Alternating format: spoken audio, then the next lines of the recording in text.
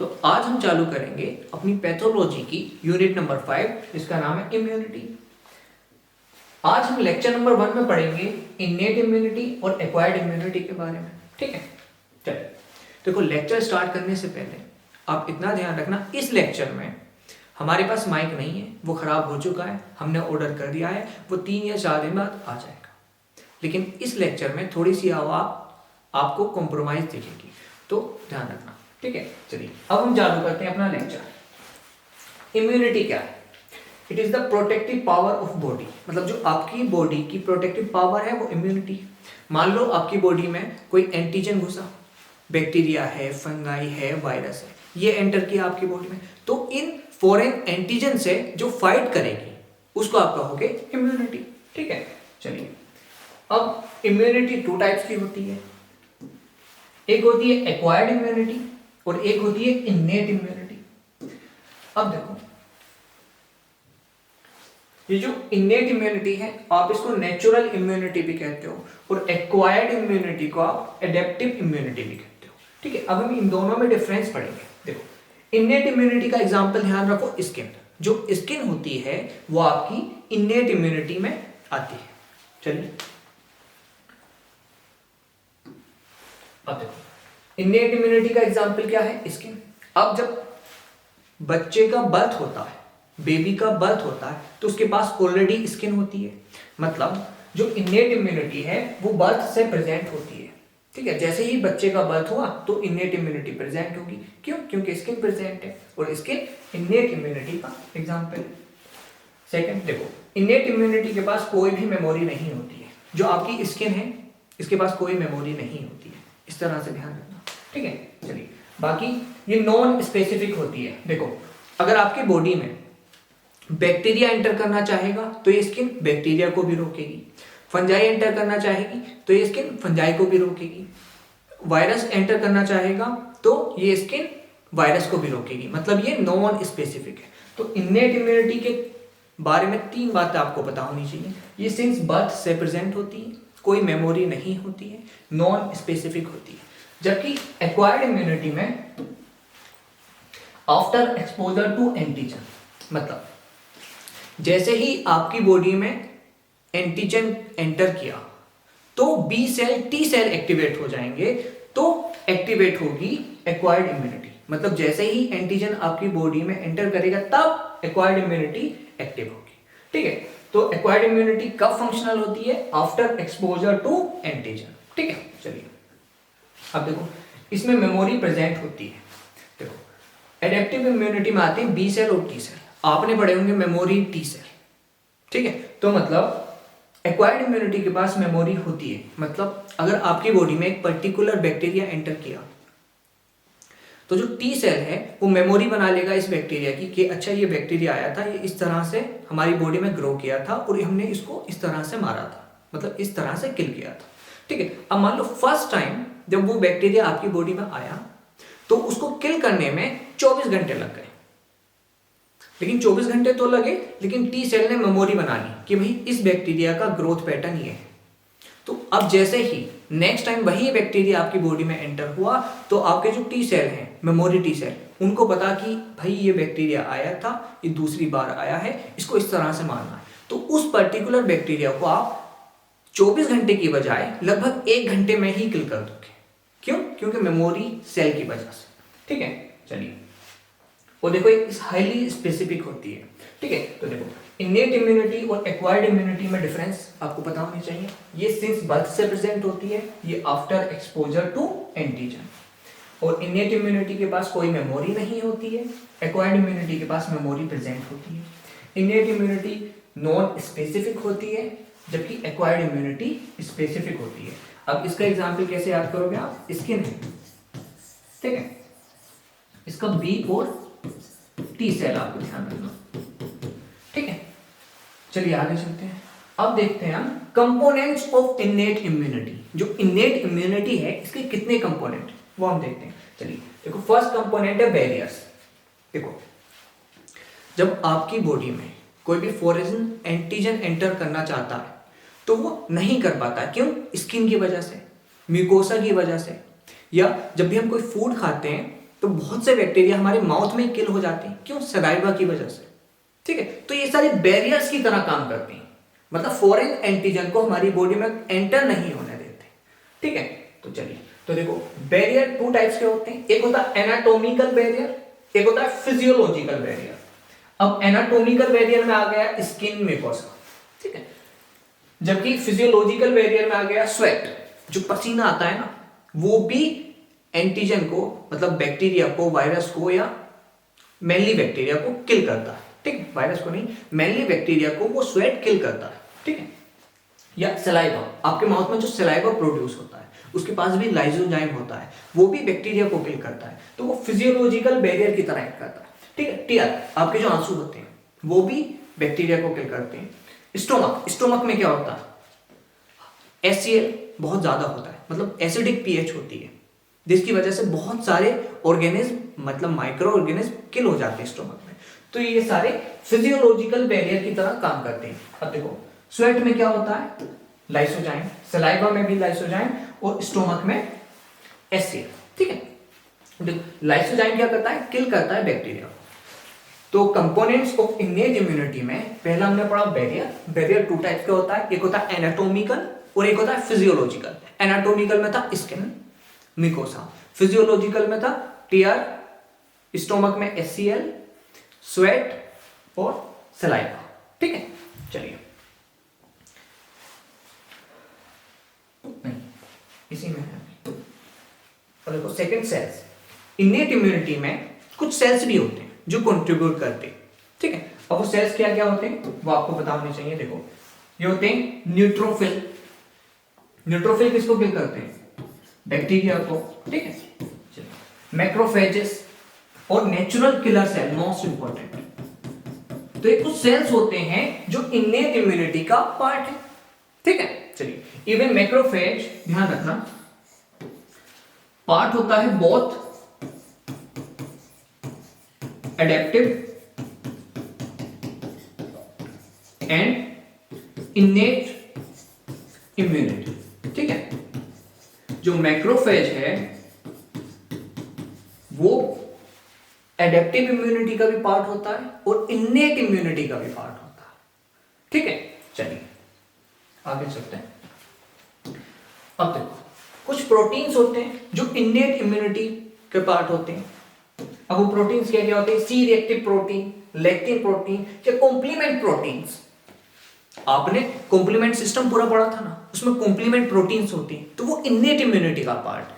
ठीक है, चलिए अब फीवर, जो आपको बुखार आता है ना, फीवर, आपकी बॉडी का टेम्परेचर इंक्रीज कर जाता है, वो भी इनेट इम्यूनिटी का पार्ट है। ठीक है, मतलब आपकी बॉडी में कोई बैक्टीरिया एंटर हुआ तो आपकी बॉडी का टेम्परेचर बढ़ जाएगा। अब टेम्परेचर बढ़ जाएगा तो वो बैक्टीरिया हाई टेम्परेचर पर सर्वाइव नहीं कर पाएगा, वो बैक्टीरिया किल हो जाएगा। तो ये भी एक इनेट इम्यूनिटी का मैकेनिज्म है। ठीक है, अब इन्फ्लेमेशन, ये भी इनेट इम्यूनिटी का पार्ट है। ठीक है, तो हमारी हेडिंग क्या थी? Components of innate immunity. तो कुछ बैरियर्स थे, कुछ सेल्स थे और कुछ प्रोटीन्स थे और फीवर एंड इन्फ्लेमेशन। तो ये 5 कंपोनेंट हैं जो हमें ध्यान रखने हैं इनेट इम्यूनिटी के। ठीक है, चलिए अब देखो ये जो एनके सेल है, ये जो एनके सेल है, नेचुरल किलर सेल, ये एक बहुत बेहतरीन टॉपिक है जो हमको पढ़ना है और उसके बारे में बहुत सी बातें हमें ध्यान में रखनी है जो एग्जाम में भी पूछे जाते हैं।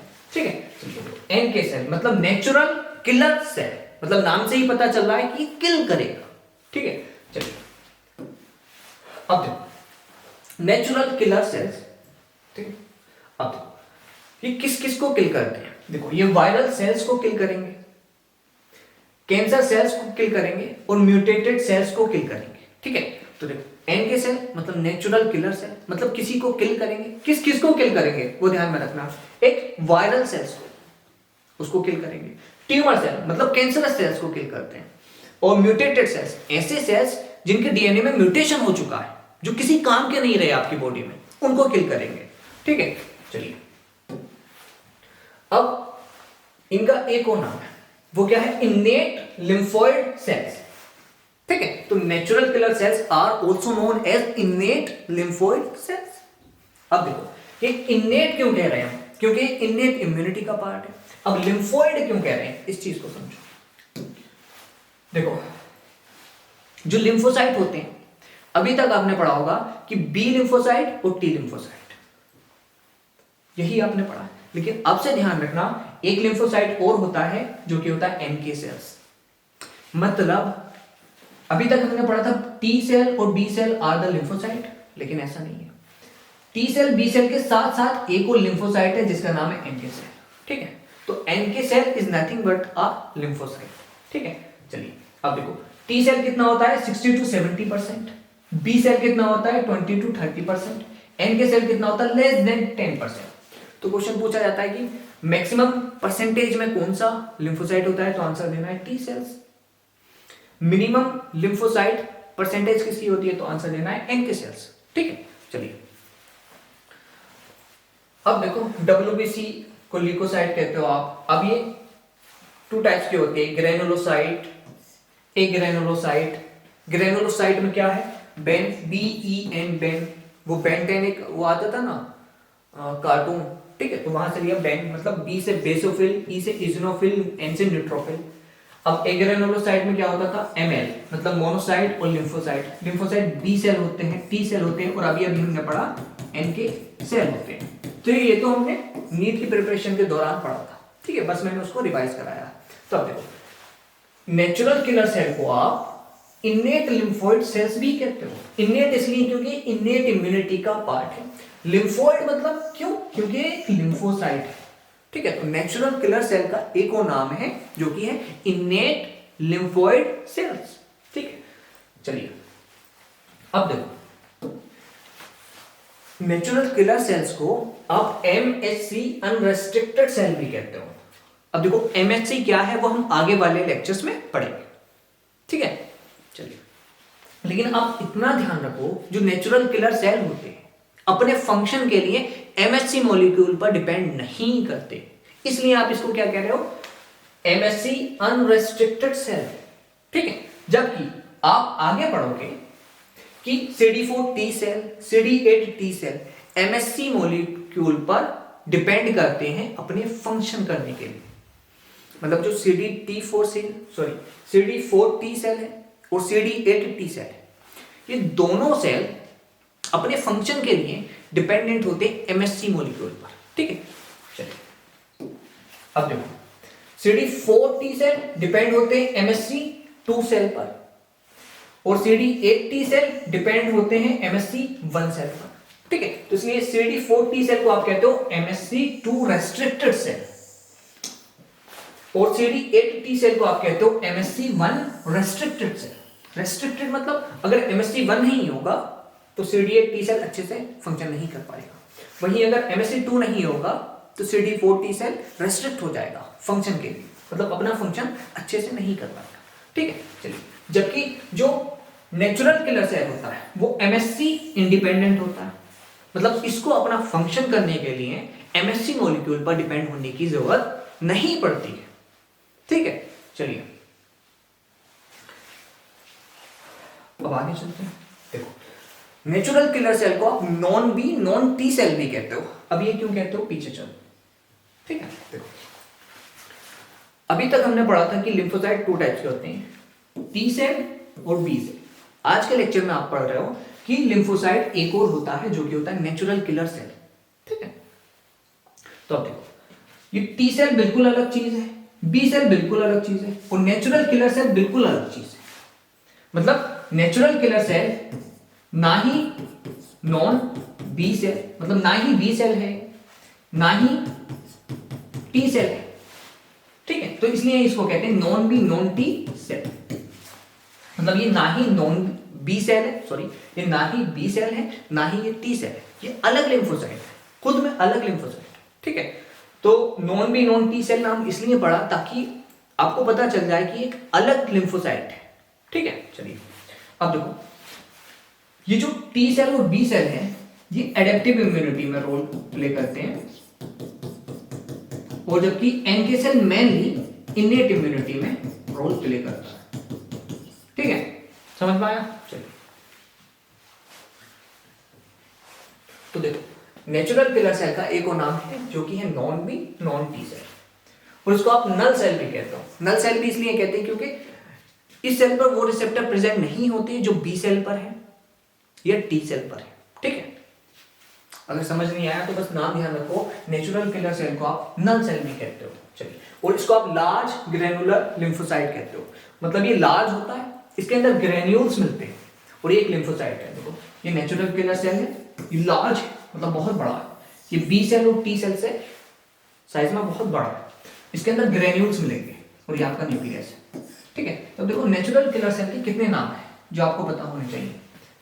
एक तो नेचुरल किलर सेल खुद, और एक इन्नेट लिम्फोइड सेल, दो नाम हो गए, और एक एमएससी अनरेस्ट्रिक्टेड सेल, ये तीन नाम हो गए, और एक non B non T cell, और एक नल सेल, और एक लार्ज ग्रेनुलर लिम्फोसाइट। तो ये 6 से 7 नाम आपको याद होने चाहिए नेचुरल किलर सेल के बारे में। ठीक है, चलिए अब आगे चलते हैं। अब देखो नेचुरल किलर सेल मार्कर्स देखते हैं। देखो जो नेचुरल किलर सेल के मार्कर होते हैं ना, वो बहुत इंपॉर्टेंट है, वो आपको याद होने चाहिए। वो कौन कौन से होते हैं? CD16, CD56, CD94। देखो ऐसे याद नहीं होंगे, याद कैसे होंगे? 16, 56, 94, एकदम देसी भाषा में याद होंगे। 16, 56, 94। ठीक है, तो अगर कोई पूछे एन के सेल के मार्कर कितने हैं, तो इंग्लिश में नहीं बताना है, हिंदी में बताना है। 16, 56, 94। ठीक है, चलिए अब देखो CD16 को आप रिसेप्टर फॉर FcIgG आगे समझाएंगे, बस अभी ध्यान रखो। CD94 को आप इनहिबिटरी रिसेप्टर भी कहते हो। ठीक है, याद रखने की चीज है, जब आगे हम और कुछ पढ़ाएंगे तो समझाएंगे। ठीक है, अब देखो एक क्वेश्चन दिमाग में आता है कि natural killer cells spare body cells and kill viral cell या ट्यूमर सेल या म्यूटेटेड सेल, हाउ? मतलब ये क्वेश्चन पूछ रहे हैं कि जो नेचुरल किलर सेल होता है वो सिर्फ और सिर्फ आपके ट्यूमर सेल को मारेगा, वायरल सेल को मारेगा, म्यूटेटेड सेल को मारेगा। अब आपकी बॉडी में तो आपके भी सेल है ना, मतलब सेल्फ सेल, उनको किल नहीं करता। वो कैसे, तो वो हम आगे समझेंगे। चलिए देखो, natural killer cells toward self cells, मतलब कोई अगर अपनी बॉडी का सेल आएगा तो नेचुरल किलर सेल उसको किल नहीं करता है। वो कैसे किल नहीं करता है इसमें समझो। देखो ये है नेचुरल किलर सेल, देखो भाई ये है नेचुरल किलर सेल। अब देखो नेचुरल किलर सेल के पास 2 रिसेप्टर होते हैं, एक होता है स्टिमुलेटरी रिसेप्टर, एक होता है इनहिबिटरी रिसेप्टर। अब स्टिमुलेटरी रिसेप्टर को आप NKG2D भी कहते हो, और इनहिबिटरी रिसेप्टर को आप CD94 भी कहते हो। पीछे देखो हमने पढ़ा ना 16, 56, 94, जो CD94 है उसको आप इनहिबिटरी रिसेप्टर भी कहते हो। ठीक है, तो अभी तक इतना ध्यान रखो, नेचुरल किलर सेल के पास 2 रिसेप्टर होते हैं, एक होता है स्टिमुलेटरी रिसेप्टर जिसको आप NKG2D भी कहते हो, एक होता है इनहिबिटरी रिसेप्टर जिसको आप कहते हो CD94।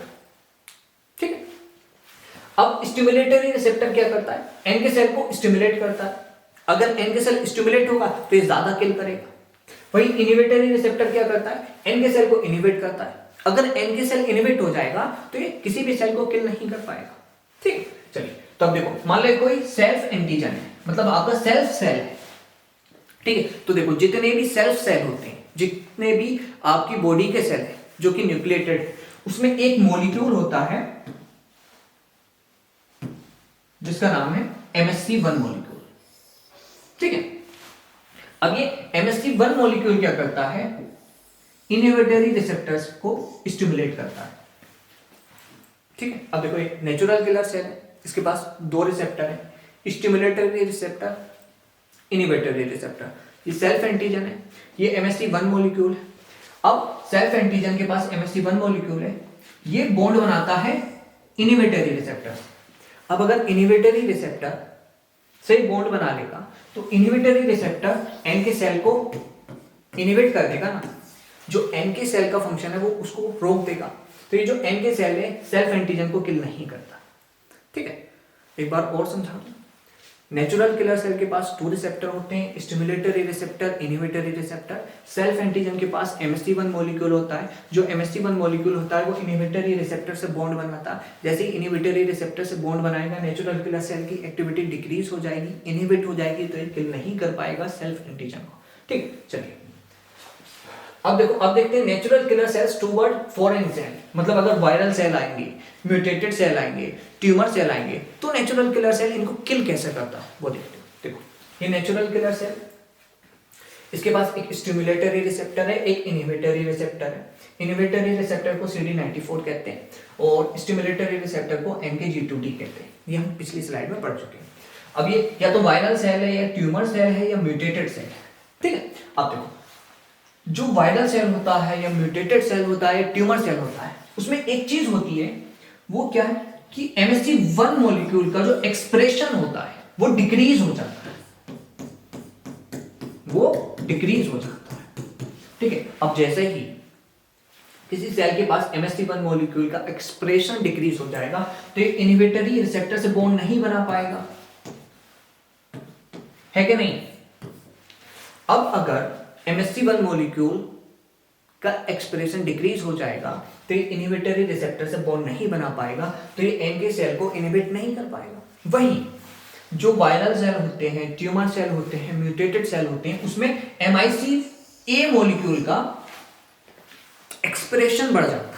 अब जैसे ही MICA मॉलिक्यूल का एक्सप्रेशन बढ़ता है तो ये स्टिमुलेटरी रिसेप्टर से बॉन्ड बनाते हैं, और जैसे ही स्टिमुलेटरी रिसेप्टर से बॉन्ड बनाएंगे तो स्टिमुलेट करेगा नेचुरल किलर सेल को। फिर नेचुरल किलर सेल इस वायरल सेल को, ट्यूमर सेल को, म्यूटेटेड सेल को किल कर देंगे। ठीक है, समझ में आया। तो देखो इसमें क्या था, वायरल सेल था, ट्यूमर सेल था, म्यूटेटेड सेल था। इसमें MHC1 मॉलिक्यूल का एक्सप्रेशन डिक्रीज हो गया तो ये इनहिबिटरी रिसेप्टर को स्टिमुलेट नहीं कर पाया, मतलब इनहिबिटरी रिसेप्टर से बॉन्ड नहीं बना पाया, तो नेचुरल किलर सेल सप्रेस या इनहिबिट नहीं हो पाया, पहली चीज। दूसरी चीज, MICA मॉलिक्यूल का एक्सप्रेशन बढ़ गया इस वाले सेल पर, जिसकी वजह से क्या हुआ, इसने स्टिमुलेटरी रिसेप्टर से बॉन्ड बना लिया। अब स्टिमुलेटरी रिसेप्टर तो स्टिमुलेट करता है ना NK सेल को, अब NK सेल स्टिमुलेट हो गया और NK सेल ने किल कर दिया इस वाले सेल को। ठीक है, बस इतना सा सीन था।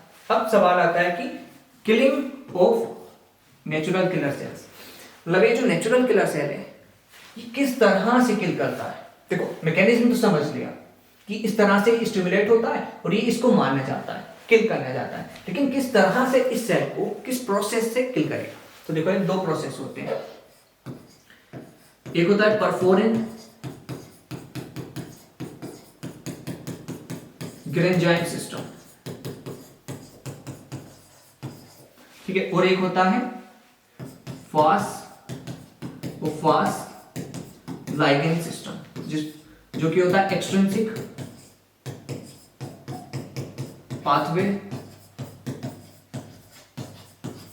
Of apoptosis.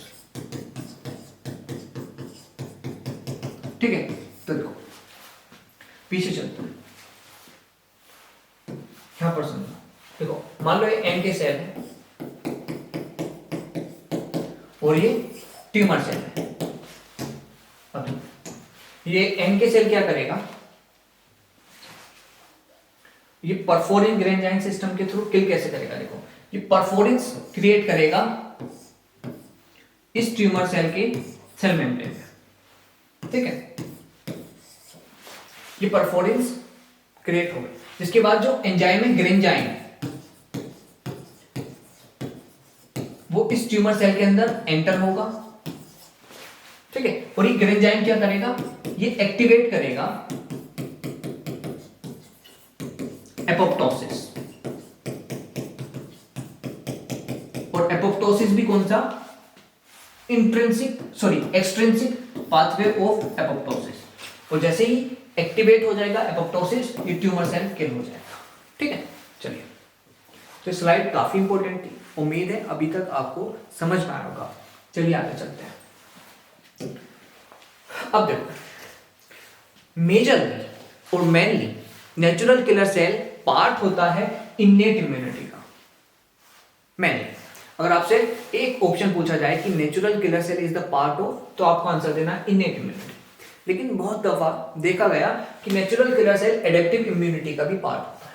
देखो कैसे, देखो जब ये इनेट इम्यूनिटी का पार्ट होता है तो ये डायरेक्ट किल करता है वायरस सेल को, इन्फेक्टेड सेल को और ट्यूमर सेल को। जबकि अगर ये एडेप्टिव इम्यूनिटी का पार्ट होता है तो ये किसी भी सेल को किल करता है antibody dependent cellular mediated cytotoxicity के थ्रू। ठीक है, क्या है ADCC, antibody dependent cellular mediated cytotoxicity. अब देखो ये एंटीबॉडी डिपेंडेंट सेलुलर साइटोटॉक्सिसिटी क्या है वो देखते हैं। ठीक, चलिए देखो एक नेचुरल किलर सेल है। अब देखो पीछे जाओ, जो नेचुरल किलर सेल थे इसके मार्कर क्या क्या थे? 16, 56, 94, मतलब CD16, CD56, CD94। CD94 inhibitory receptor था, ये हमने पढ़ लिया। और हमने पढ़ा था कि CD16 is the receptor for FC fragment of IgG antibody. अब इसका यूज यहां पर होगा। ठीक है, तो देखो ये नेचुरल किलर सेल है, इसके ऊपर एक मार्कर है जिसका नाम है CD16। और CD16 क्या है? रिसेप्टर है for FC fragment of IgG antibody. ठीक है, अब मान लो ये वायरल सेल है, ये ट्यूमर सेल है। अब इस NK सेल को, इस सेल को किल करना है। तो अब देखो इसमें क्या होगा, इसके नाम पर ध्यान दो। हम क्या पढ़ रहे हैं? ADCC मतलब एंटीबॉडी डिपेंडेंट, मतलब एंटीबॉडी का यूज है यहां पर। और कौन सी एंटीबॉडी का? IgG एंटीबॉडी का। ठीक है, तो एंटीबॉडी डिपेंडेंट मतलब इस ट्यूमर सेल को या वायरल सेल को एंटीबॉडी चारों तरफ से सराउंड कर लेगी। और कौन सी एंटीबॉडी? Mainly IgG antibody. अब जो एंटीबॉडी है उसके दो फ्रेगमेंट होते हैं, एक ये वाला FAB और ये वाला FC। मतलब ये हो गया FC फ्रेगमेंट, ये हो गया FAB फ्रेगमेंट। ठीक है, अब ये जो FAB फ्रेगमेंट है ये वाला, इसने वायरल सेल से अटैचमेंट कर लिया। ये वाला फ्रेगमेंट कौन सा है? ये है FC फ्रेगमेंट। ठीक है, अब देखो ये जो FC फ्रेगमेंट है ये बॉन्ड बनाएगा इससे, CD16 से। देखो CD16 क्या था? Receptor for FC fragment of IgG। समझ पाया? ये जो FC फ्रेगमेंट है IgG का, इसके लिए CD16 रिसेप्टर की तरह एक्ट करेगा। ठीक है, चलिए तो देखो एक वायरल सेल था, ट्यूमर सेल था, एंटीबॉडी आई, इसको सराउंड कर लिया। FAB कंपोनेंट वायरल सेल से अटैच हो गया, FC फ्रेगमेंट एंटीबॉडी का अटैच हो गया CD16 से। और जैसे ही ये अटैचमेंट होगा तो नेचुरल किलर सेल एक्टिवेट हो जाएगा और नेचुरल किलर सेल किल कर देगा इस सेल को। ठीक है, तो ये क्या है? Antibody dependent cellular cytotoxicity. देखो एंटीबॉडी डिपेंडेंट मतलब जो एंटीबॉडी है इनका यूज हुआ है इस वाली किलिंग में। ठीक है, चलिए आगे चलते हैं। ये लास्ट स्लाइड है और बहुत इंपॉर्टेंट स्लाइड है हमारे इस लेक्चर की। देखो stimulation of natural killer sales वो देखते हैं, वो कौन कराता है? Interleukin 2, interleukin 15। देखो कुछ साइटोकाइंस या इंटरल्यूकिन्स नेचुरल किलर सेल को स्टिमुलेट करते हैं। वो कौन कौन से? इंटरल्यूकिन 2 या इंटरल्यूकिन 15। ठीक है, अब कुछ इंटरल्यूकिन्स नेचुरल किलर सेल को किलिंग के लिए एक्टिवेट करते हैं कि आप किल करो। तो वो कौन कौन से?